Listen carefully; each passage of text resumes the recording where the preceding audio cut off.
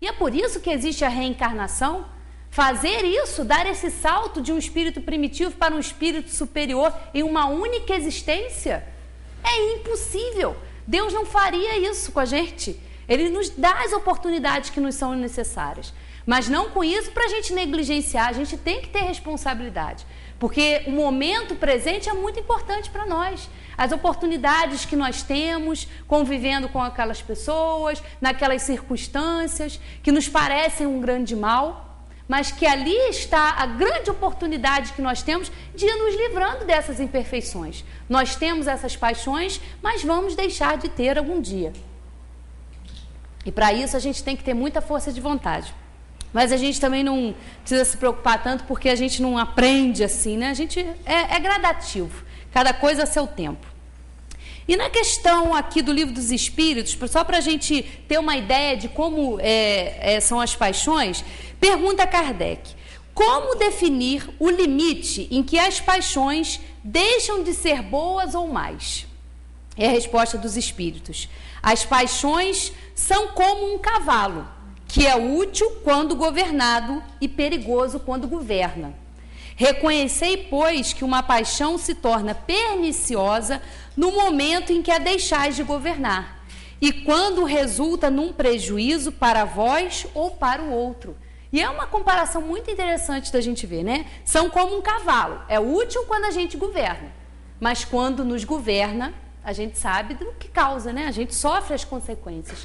E o egoísmo, que eu destaquei para a gente estudar aqui, né, vem falando do egoísmo, e a gente também pode fazer uma relação, como a gente vai fazer lá na frente, com a indiferença, que é um grande mal que nós sofremos as consequências, que a gente, né, a gente é indiferente muitas vezes com o próximo, com a gente mesmo, né, com o nosso processo. Então vamos ver lá. Do egoísmo, está lá no Livro dos Espíritos, na questão 913. Tem algumas questões aqui e a gente vai estudando. Entre os vícios, qual que podemos considerar radical? Já dissemos muitas vezes, o egoísmo. Dele se deriva todo o mal. Estudai todos os vícios e vereis que no fundo de todos, existe egoísmo. Por mais que luteis contra eles, não chegareis a extirpá-los enquanto não os atacardes pela raiz, enquanto não lhes houverdes destruído a causa. Que todos os vossos esforços tendam para esse fim, porque nele se encontra a verdadeira chaga da sociedade.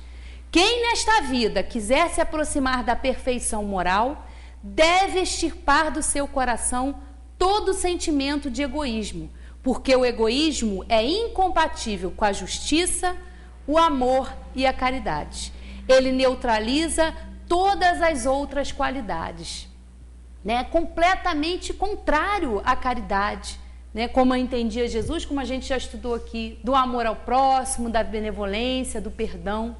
Então o egoísmo, ele nos impede muitas vezes de praticar isso. É essa importância que a gente se dá. Claro que nós temos importância, nós somos espíritos, somos os seres inteligentes da criação. Nós temos a nossa importância, somos amados, somos auxiliados, mas é uma importância que não nos deve envaidecer. Sim, a gente deve ficar feliz, porque a gente faz parte dessa criação, a gente faz parte de tudo isso. Somos criaturas, somos filhos de Deus, é claro, mas isso não pode fazer com que a gente se sinta melhor do que o nosso próximo, que a gente só se vire para nós, só nós que somos importantes, e é o que prevalece no mundo como o nosso, onde o mal se destaca. Por quê? Porque nós temos isso em nós. A sociedade, ela só é a repercussão do que nós somos intimamente, do que cada um de nós tem, predominantemente essas paixões que a gente vem trazendo. Mas o egoísmo é o maior de todos, porque a gente olha para dentro, a gente não quer saber do outro.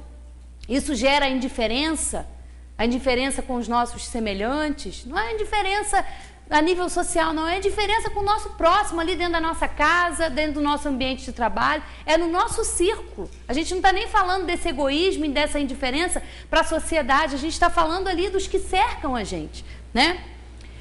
Vamos lá então, 914. Estando o egoísmo fundado no interesse pessoal, parece difícil extirpá-lo inteiramente do coração do homem. Chegamos a isso? À medida que os homens se esclarecem sobre as coisas espirituais, dão menos valor às materiais. Em seguida, é necessário reformar as instituições humanas que as entretêm e excitam. Isso depende da educação. E Kardec, era um educador. E ele faz aqui um comentário que a gente vai ler aqui, que ele não fala, os espíritos não vêm nos falar, e Kardec também já compreendia isso. Não a educação acadêmica, a educação intelectual, ela é importante, mas a educação aqui é num sentido mais amplo, é num sentido mais abrangente, naquela educação que modifica o homem, que transforma o homem para o bem, que desenvolve no homem esse amor ao próximo. Não essa educação literária, acadêmica, não, uma educação moral, que mexe com as nossas estruturas, que nos moraliza, que nos mostra o que é ética, o que é certo e o que é errado. E um comentário de Kardec sobre essa educação está aqui depois da questão 917. Olha. Não essa educação que tende a fazer homens instruídos, mas a que tende a fazer homens de bem. A educação, se for bem compreendida, será a chave do progresso moral quando se conhecer a arte de manejar caracteres, como se conhece a de manejar as inteligências. Poder-se-á endireitá-los da mesma maneira como se endireitam as plantas novas.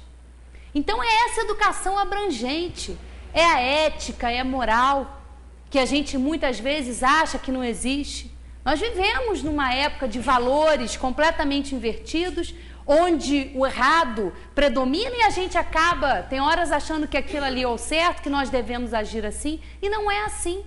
A educação é a base de tudo, a educação do espírito.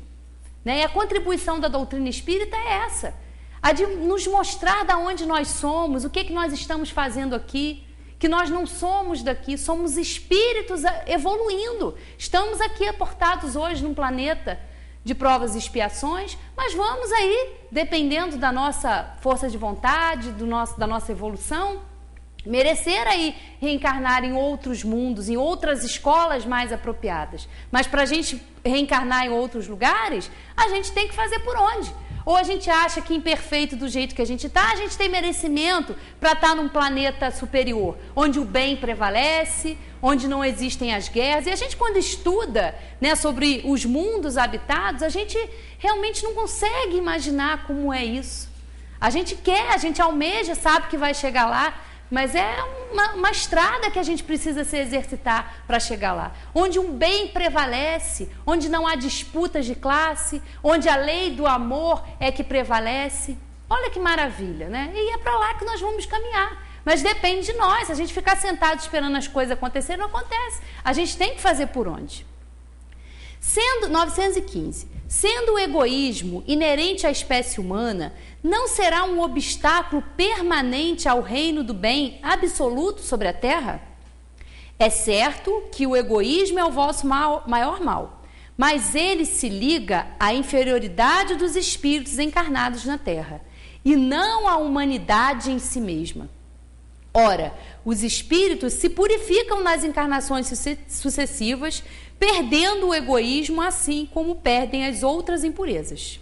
Não tendes na terra algum homem destituído de egoísmo e praticante da caridade? Existem em maior número do que julgais, mas conheceis pouco, porque a virtude não se procura fazer notar.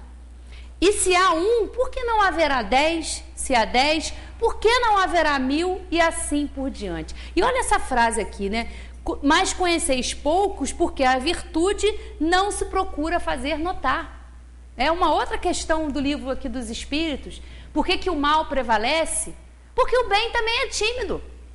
Porque a gente se compraz nisso tudo. Porque a gente sabe que dá trabalho para nós. Nós temos esse egoísmo. Deixar o nosso egoísmo de lado, deixar o nosso orgulho, deixar a importância que a gente se dá para olhar para a dor do outro, para olhar para o próximo, que às vezes está passando por problemas muito piores e está dando exemplos de força, de coragem. É difícil para nós ainda. Só que é necessário esse trabalho que a gente vai fazendo. E a gente observa que a virtude, o bem, ele é tímido, porque não se faz presente, porque falta vontade. Eles falam que vocês precisariam de muito pouca vontade, seria pouca vontade para vocês se vencerem, mas quanto vocês têm dificuldade ainda de despertar para tudo isso. Mas nós vamos chegar lá. O egoísmo, longe de diminuir, cresce com a civilização, que parece excitá-lo e entretê-lo. Como poderá a causa destruir o efeito? Quanto maior é o mal, mais horrível se torna. Era necessário que o egoísmo produzisse muito mal para fazer compreender a necessidade de sua extirpação.